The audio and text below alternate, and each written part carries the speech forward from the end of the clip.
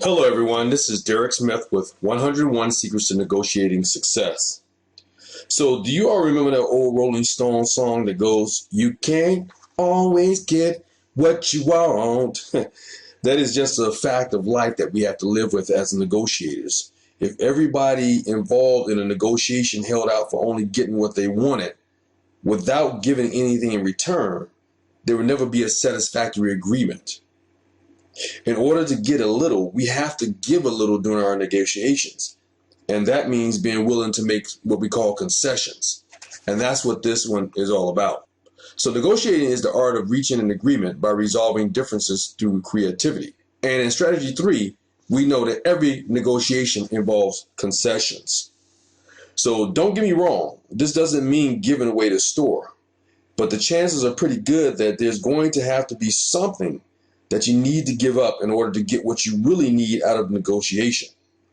The chances are also pretty good that whatever you give up this time around may be gained back the next time because you have fostered a good business relationship by your willingness to make concessions in this particular negotiation, which in turn makes the other side more amenable and pliable for the next go around.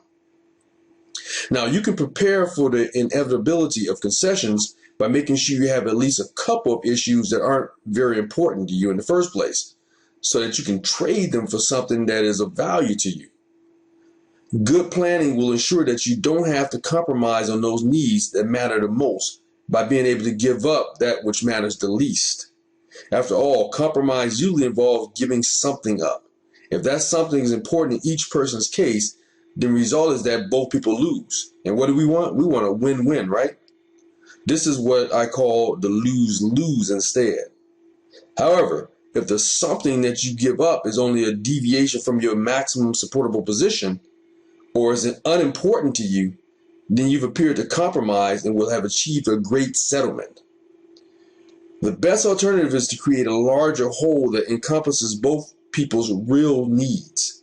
Sometimes, however, your material needs will actually be just too far apart, and a mutually satisfactory agreement won't be possible, no matter how many compromises you make. In fact, if there are too many concessions, then nothing is truly gained for either side, and it's better just to give up and go home. So you'll hear said many times throughout my strategy sessions that a successful negotiation is a win-win situation. For concessions to work, they must create the effect that something has been gained, not lost. You should never give up anything without getting something in return. Only then will the art of making concessions work for you. So let's look at what negotiation is not.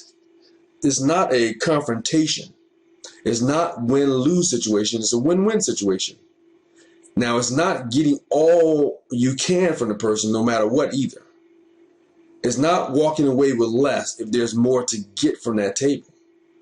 It's not a triumph of the powerful over the weak. It's not a mudslinging contest, and it's not intimidation. That ends strategy 3 for today. Join me tomorrow for strategy number 4, where we're going to talk about a demand, a request, or an offer. What are those things? Thank you very much for being with me today.